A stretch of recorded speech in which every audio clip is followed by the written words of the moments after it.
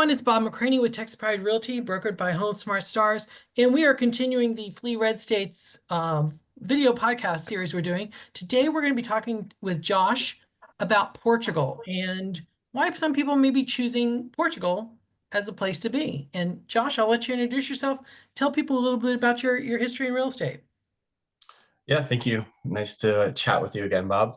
I started my real estate career actually, what was it, 9 years ago when I moved to San Diego. But a little bit before that, I was married in Hawaii, and at that point, my husband, who since passed, he was getting into the real estate world in Hawaii, and we were going to kind of work the magic together. And then, of course, life situations took me to San Diego, where I wanted to start my MBA.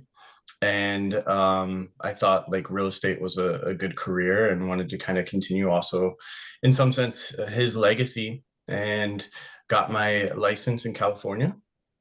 And that was the end of 2017. So it was just like getting into the business, building a book, and doing all that fun stuff in a very saturated a climate. And then COVID hit, and things got really busy and really crazy. And I was working on a second master's at that time, which really opened my mind about like, well, also Trump was president at that time. And it really made me shift on like where I wanted to be. And one of my goals when I finished my bachelor's degree was I wanted to live overseas. And so basically I finished that second master's degree in 2022. Time is so weird these days. And 3 days after my graduation, I was on a plane to Singapore with a one-way ticket and basically sold all my stuff. I was, I felt like I wanted to just like start brand new, and traveled for a year and a half, traveled to 27 countries, started in Southeast Asia, made my way into Africa, the Middle East, and then into Europe with no real plan. I knew I wanted to move somewhere, and I literally was living out of two bags, the nomad life. Super grateful, and realized I also am like very privileged after a lot of that experience. But there was a point of where I was like, okay, I need to figure out what I'm going to do and where I'm going to go. And um, I started like my due diligence, talking to immigration attorneys and going after kind of all of the places that I had been. And Portugal won.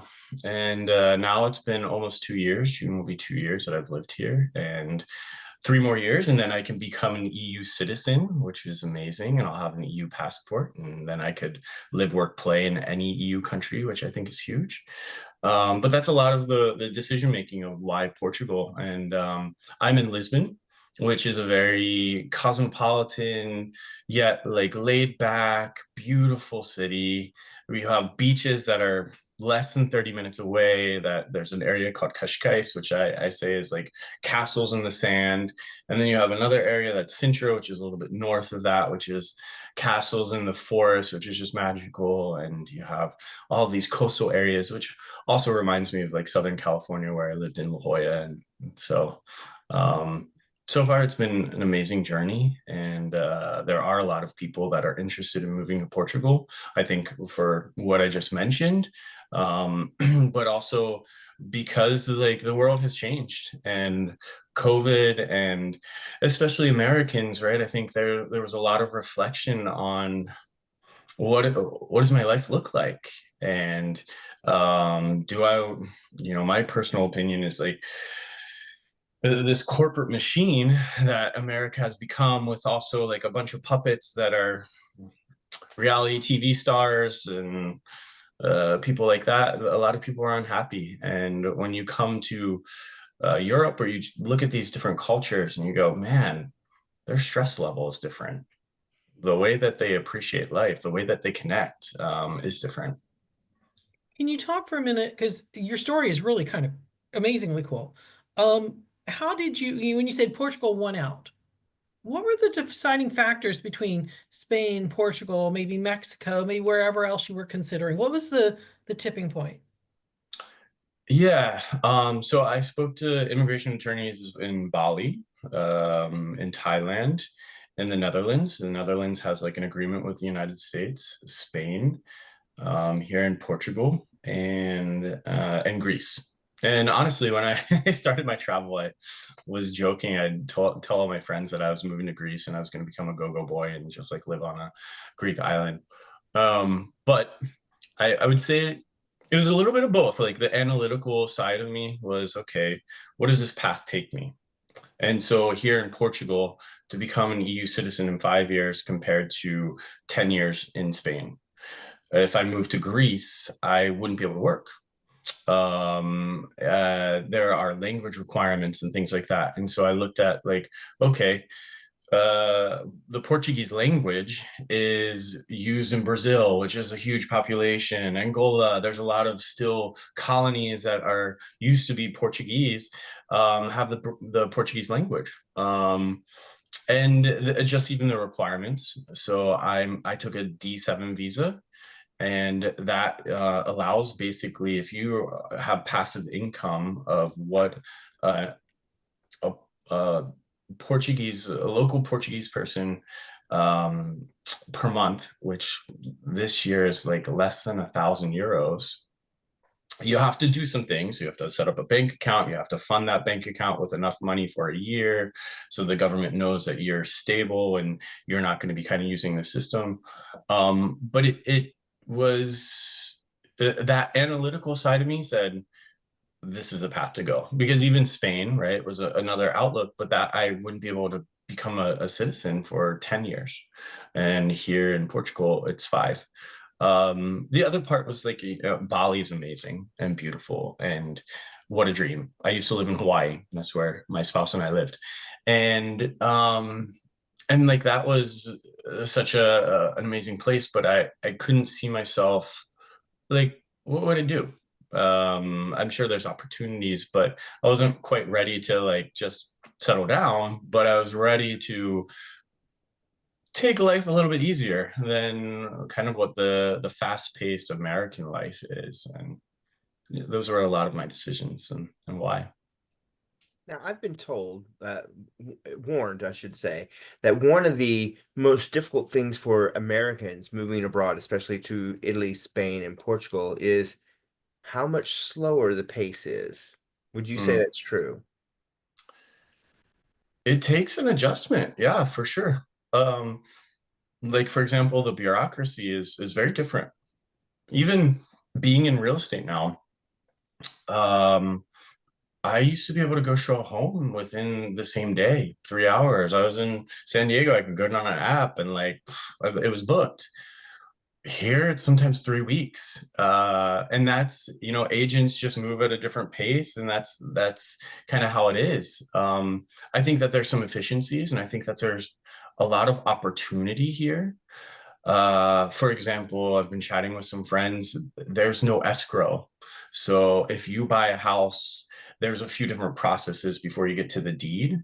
What we call the CPCV, which is like the promissory agreement. You, as the buyer, are going to send 10% of the purchase price to the seller, and you send it directly to their bank account. There's no middleman, there's no middle entity. And there are horror stories. You can go online and you can read. And if you don't have a good attorney that looks at this contract, I even have real estate friends here that we have a partnership. And unfortunately, she's gotten to this situation where now the seller is hanging on to 41,000 of her euros because one simple thing in the clause was not followed. And so, um, so like just in real estate, yeah, the change of pace is very different for me. But the bureaucracy, like you have to, I think, especially when you first arrive to set up utilities, if you aren't speaking Portuguese or if you don't have someone that can kind of help you, it could be a very daunting task. the nice part is like there are some resources, and I've learned now almost 2 years here the correct people to reach out to and to be able to get things done in a more timely manner. But I also like realize, and I talk to a lot of people here that like moving here is almost like a central nervous system reset because we are so fast paced, and there is a difference of like this individualistic way of the West of America compared to this like social system that you're at, where I feel more emboldened to ask my friends for help, to I didn't know anyone here before I moved to Portugal. And last summer I had a procedure done where I had to go to the hospital and like be put down. And normally I'd be like, okay, I'm gonna take my own car, blah blah blah. I don't have a car here anymore. So like I had to like rely on people. And so it's very interesting because for me, I've also met so many diverse people. Like I have a friend from Uzbekistan, and I was kind of the ignorant American where it's like, I don't even know where the hell Uzbekistan is. And now like I've met all these different folks, and it's just been a really beautiful experience in that sense. Now, I'm a man of a certain age, over 50. Healthcare is an issue. That's something I always want to know about when I look at other countries. What is your has been your experience? You said you had to have a procedure. What has been your experience in the healthcare field as far as getting care, insurance, what's required? Yeah, so there is a socialized system. So that's also one of the beautiful things. I don't think as if you're an American and wanting to move to Portugal that you should really want to rely on that. And it's not because um it's more of like almost for me like would be an ethical thing because it has its hiccups, and I think that the Portuguese people should really have access to that. But once you kind of get your visa and then your residence, you are able to work, play, use the systems that are here. They do have a very nice private system, and that's what I use. And the hospital that I go to is brand new. It's almost 2 years old, and what the costs for that are so much lower. I mean, prescription costs are so much lower here. I had an MRI done a few months ago for my shoulder, and that was 300 euros, which I believe in the United States would probably cost, at least 1,000 plus. And you for me, I do have a different circumstance of where I'm using still insurance back from the United States. But from the people that I talk to as well that have moved here and expats, insurance is much more cost effective, and it covers a lot of things. So there are insurances that cover chiropractic, that cover some of these things that are much more proactive. And I've found that here in Lisbon, there's a very big like healing community, and so there's lots of different modalities from massage to chiropractic care to even like plant medicine and things like that, that people, there's no stigma around it. And there's much more of an acceptance and openness and willingness to use that. And so being much more proactive than reactive about your health. But yeah, what I can tell you is that the costs are much cheaper, and that even the private sector is very I've felt actually probably much more taken care of and listened to than what it was in the United States, where it was quick and you're in, you're out, here's some pills, don't let the door hit you. Yeah, it's very transactional. And I know a lot of doctors go into medicine wanting to help people, but they get into this system of, how many can they see? What will the insurance fund? Right. Which drug provider just wheeled in lunch to be sure that you prescribe their drug? Yeah. And, oops, look at the time, got to go to the next person. And it feels like you're on a conveyor belt. So And I know there's a lot of good people in the healthcare industry, but it's broken. When we're I was a paying part of $600 a month for insurance, yeah, and insurance won't pick up anything till I spend $7,000 out of pocket, and then they'll do 80/20. That's outrageously expensive, and you know, it's a broken system. But for they sure. hear the word socialism on anything that can help the people. Yeah, They call it capitalism when we help the businesses. They call it socialism when we help the people. And it seems like other places have figured this out much better than we have. You had mentioned earlier that, COVID, you kind of, I guess, took a second look, and lots of us did, including me. Like during COVID, a friend invited me to Mexico City where he had just gotten a job, and it'd been 3 weeks into COVID, and I just wanted to get out because I was tired of don't wear my mask, wear my mask, don't wear, I was tired of all of it. And when I got to Mexico City, I realized that, I don't speak Spanish because I dropped it in high school. And I didn't know, but I felt very comfortable walking around the city. And the image that I had been fed of what that country was nothing like what it was like. It was Mhm. beautiful. I made friends that I'd never met before. I literally had dinner and went out to a club with 4 people I met at my hotel, in the afternoon on a Sunday. It's like, well, let's, I was like, okay, and that's when I sat back. It's like, all right, where do I want to be? And that's when Bob and I started looking at where else can we go? What opportunities do we have? And Bob has a map now, like breaking it down for us so that we have those opportunities. And those we were looking at things. Will we feel safe? Is there good health care? LGBTQ rights, what do those look like? And one of the other things is, how many other countries, if I get that passport, how many other countries can I get into? And that was important. And Portugal has a very good passport. Like it's better than the United States. You can get into more countries having a Portugal passport than you can in the United States.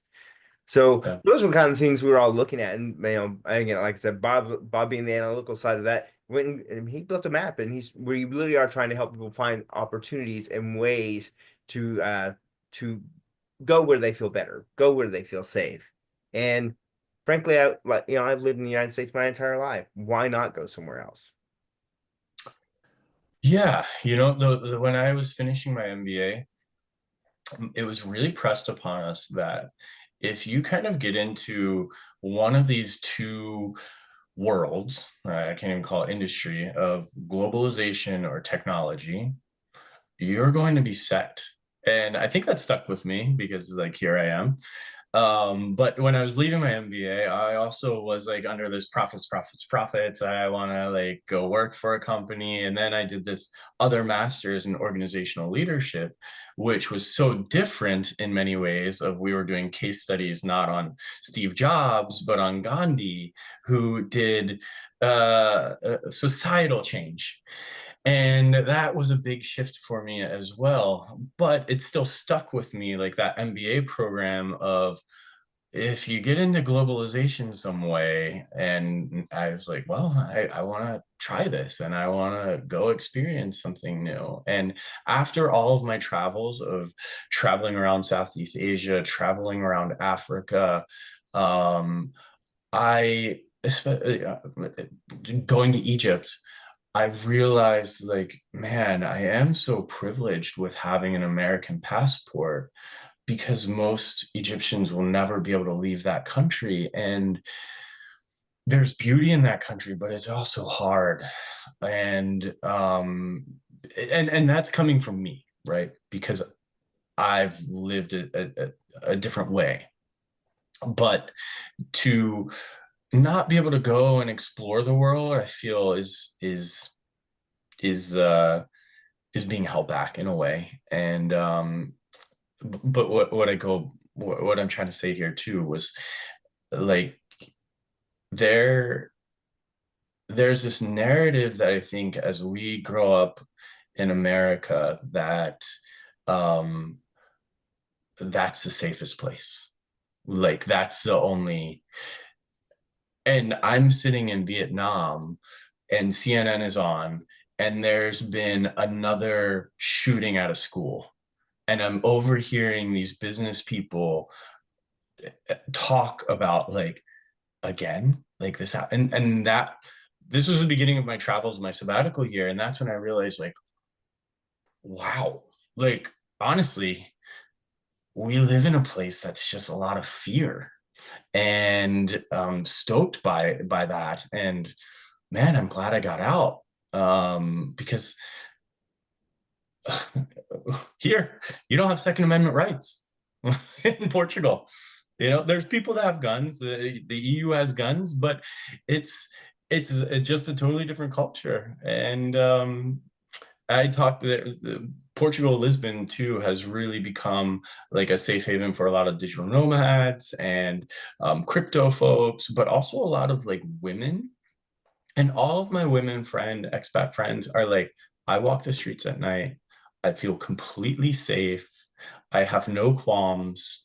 Um, of course, there's things that happen, but it's not like many of the big cities of the United States. It's not like, you know, leaving San Diego and the homeless camps, and it's just totally different.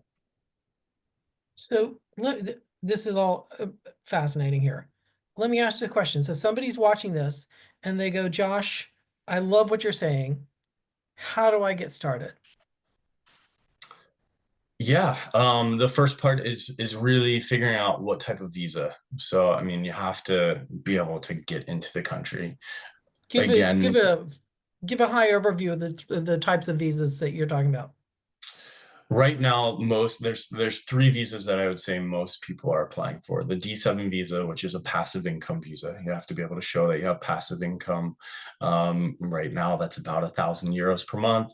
Then you have to go through the whole process, which most of these visas require, of setting up a bank account, getting a tax number here, having an FBI background check. And that process, like for me, took I was quick because I was like, okay, I had to go back to the United States to do this. You have to apply back in the United States. Took me about a month. Then there's also the D8 visa, which is a digital nomad visa, and that has stricter requirements as far as like income. And there is a requirement that your company that you're working for says, like, yes, you're a digital nomad, you can live in Portugal. And then there's the golden visa, and that's changed quite a bit. But the golden visa now is not based off of purchasing real estate, it's through investment. So there's a lot of investment funds that will pay 4 to 7%. You have to keep that money there. And so that is 500,000 euros. Or you can also go down the route of kind of donation, which is about 250,000 euros. You can also set up a company here that has 10 employees. There's also some different routes within like the STEM and setting up some funds for scientific. So those are the three main visas to get you in. There's also a work visa and an education visa if you wanted to study in Portugal. And if somebody reached out to you, you would know the attorneys to put them in touch with? Oh yeah, totally. Yeah. Okay. And then your role right now is helping people find a great place to live. Yeah, exactly. Yep. Okay. So tell me, I'm looking for a 2-bed, 2-bath, nice condo there in Lisbon. hmm What are we looking at? You're looking at probably around 500 to 600,000 euros. So the prices have risen quite a bit As a in monthly a short rental? period of time. Oh, okay. For purchasing, or I'm sorry, No, say it I again. was talking for rental. You Oh, okay, okay. is it For 5 or a 6,000 T2, euro for purchase? 500 or 600,000 Okay. for purchase. Keep Yeah, going. yeah, Let's go yeah. back to rental. If you're looking for a rental, I'm gonna say you're probably gonna be around 2,000 euros per month, maybe a little bit more than that. It depends on the area. Lisbon's not a huge city per se, but there has been such an influx of expats that the rental market is pretty hot. It's actually a little bit hotter than the purchase market, I would say, because part of your visa requires that you have accommodation. So you have to submit either a 1-year lease or a deed that is signed when you're submitting your application for the visa. So So my the understanding is that the leases have a caveat that says if you to get declined, the lease goes away, right? You don't owe somebody a year's mm, worth, even though, or no. no, that's not true. Yeah.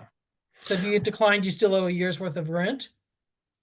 There, you can try to negotiate that, but I'm going to say most landlords are not allowing that. So that is one of the, like, for example, I started my visa process January of 2023. I flew out to Lisbon for 4 days to open a bank account, signed a lease that started March 1st, and I didn't move here until May, when my visa application was approved. There are some companies that have medium term rentals where you can start the date of the lease closer to like when you think your visa is going to be approved, but you're gambling a little bit with that. But yeah, I mean, it makes sense in the way that the government wants to make sure that you are gung-ho and you're ready to do this. But it is somewhat of a cash outlay that you have to put out.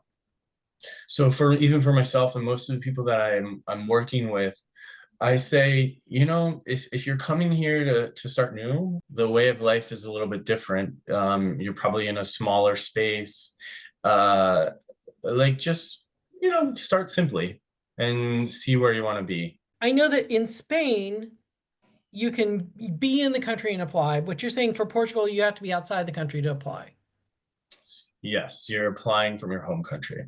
So you have to be you can't apply from an adjacent country. You have to be in your home country. Yes, now that I've heard some stories of like I know a friend, he was living in Bali, so he had residence in Bali. And because he had residence there, he was able to apply kind of from the Bali consulate. Okay. But for the most part, yeah, if your passport is American and that's all you have, then you're going to be applying from your home country. Interesting. Okay. Yeah. How long was the turnaround back when you applied? So it took me about a month to get everything that I needed. And then it was a quick trip that I had to come out here to open the bank account and find the lease that I wanted. And then after that, it was about 3 months that the application then was approved. And once the application is approved, that's when you send in your passport gets stamped, and then you basically have 4 months from that time point to get into the country. So that's like your entry. And then you'll also have an appointment once you arrive in Portugal to meet with the immigration here. And that's for your residency permit. So your residency permit then is good for the amount of time that your the visa you applied for.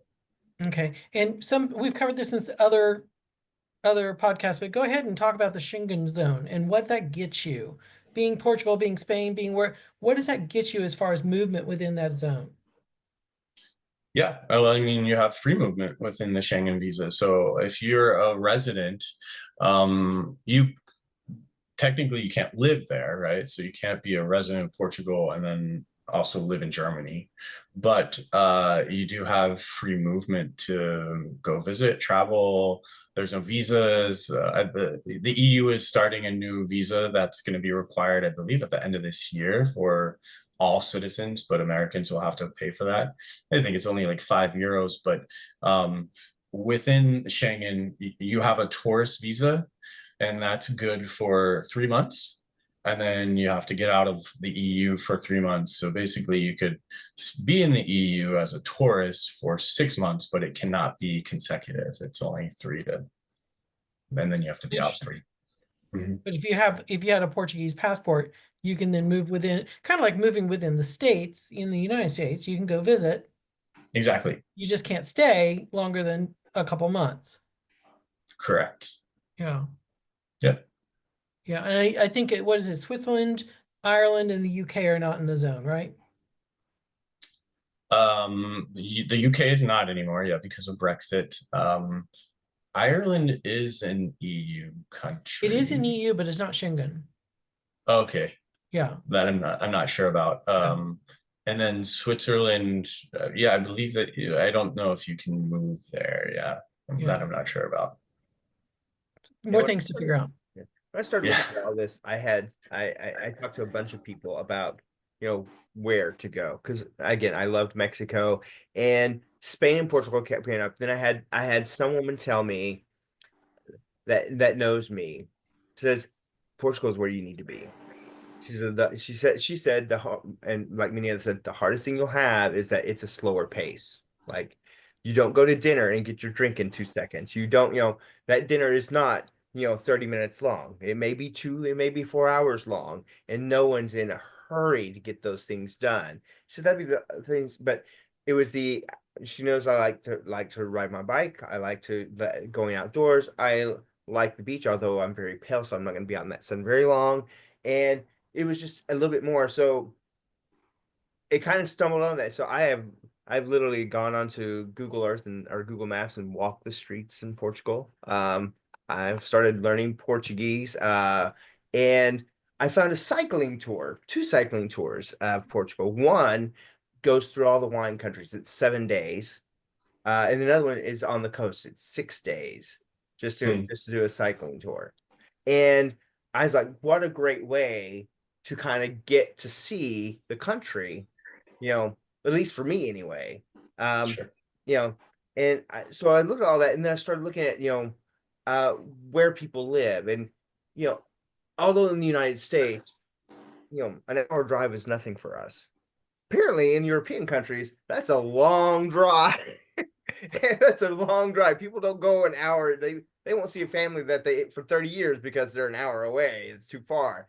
But I was looking, it's like you can live on the coast, you can live in Lisbon. There are other smaller towns and municipalities inland that are just as beautiful and have such rich histories that you can also go to.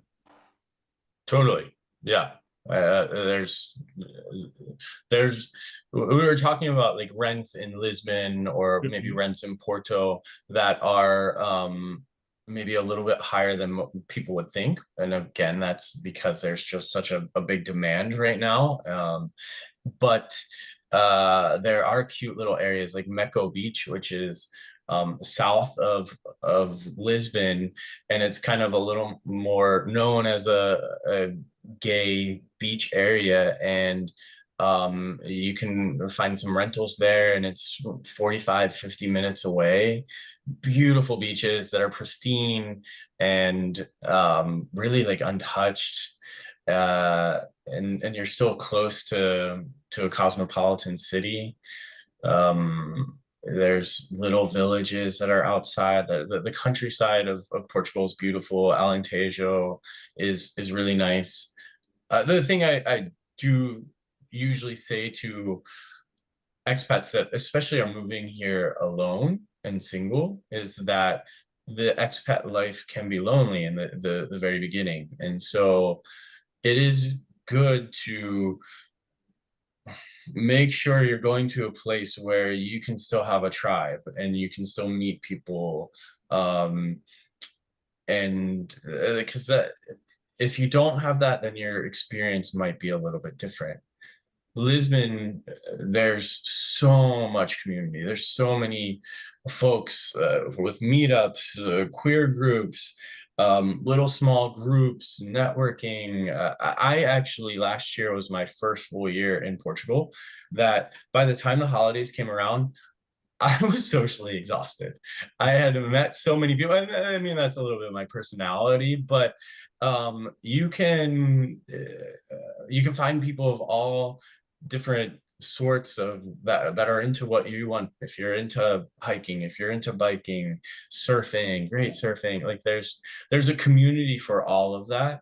Um, there's I have a new listing that's coming up in Itacera, which is a little bit north, and that's a big surfer community, but there's a lot of expats that live there as well, and just more like hippie vibes and beautiful, and the coast is amazing, a lot of opportunities. And that's what I would say too, is like I think folks are that maybe want to move overseas, a really big concern is also, what am I going to do for work? What am I going to do for a career? And there's a lot of people that are taking risks to start these small businesses, which is beautiful.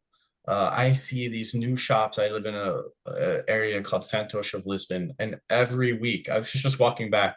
Today is Liberty Day, the Carnation Revolution here, and I was walking back, and two different places that I walk by all the time had this like new construction that's going in that I suspect is going to be some cute little restaurant. And it's not this huge chain.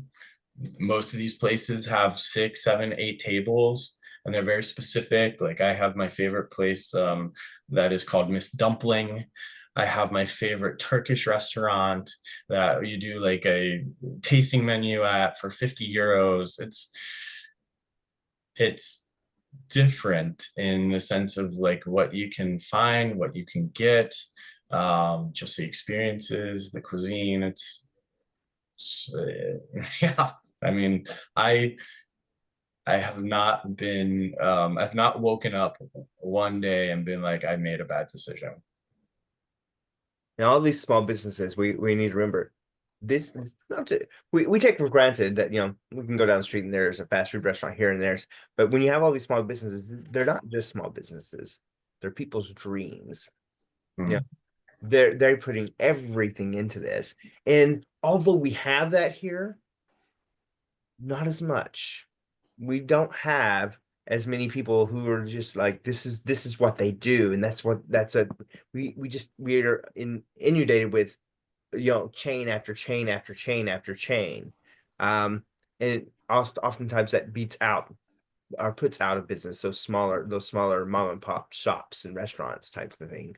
Now, you mentioned earlier that you don't have a car, right? Yeah. What's that like? It's freeing. It's nice. I walk all over the place, and Lisbon is called the city of 7 hills. So like I get my steps in, but it's beautiful and it's nice, and that's again like the pace of like, okay, I'm walking to go meet some friends at a kiosk.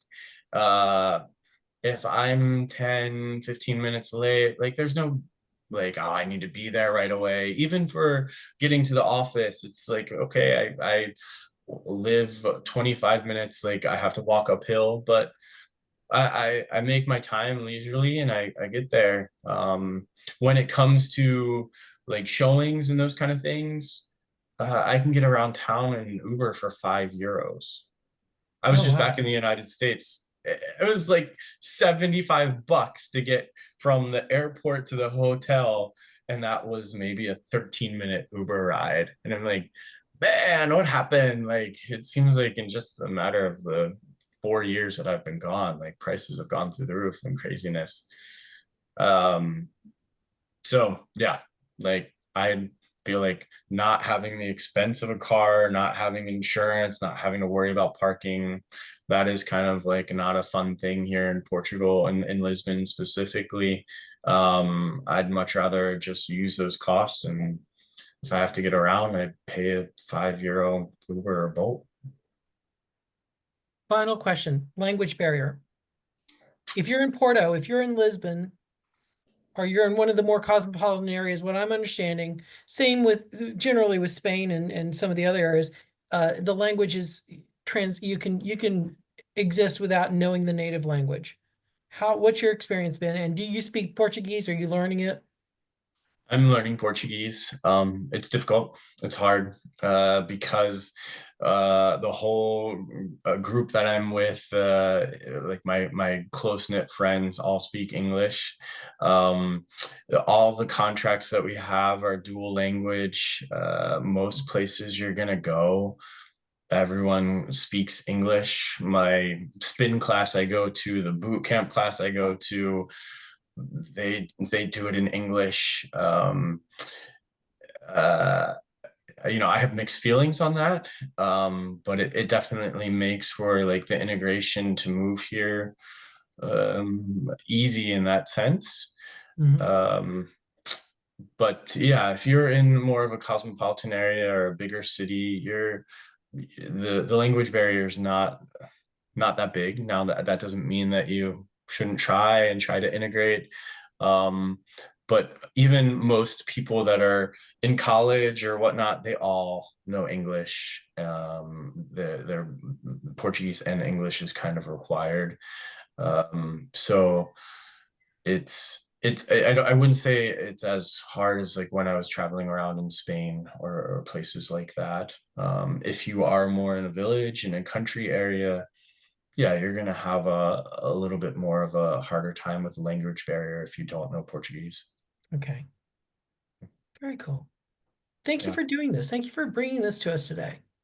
Yeah, thank you for having me, Bob. I appreciate it. We're trying to spot like different countries around the world, and we were missing Portugal. So thank you for being our person there.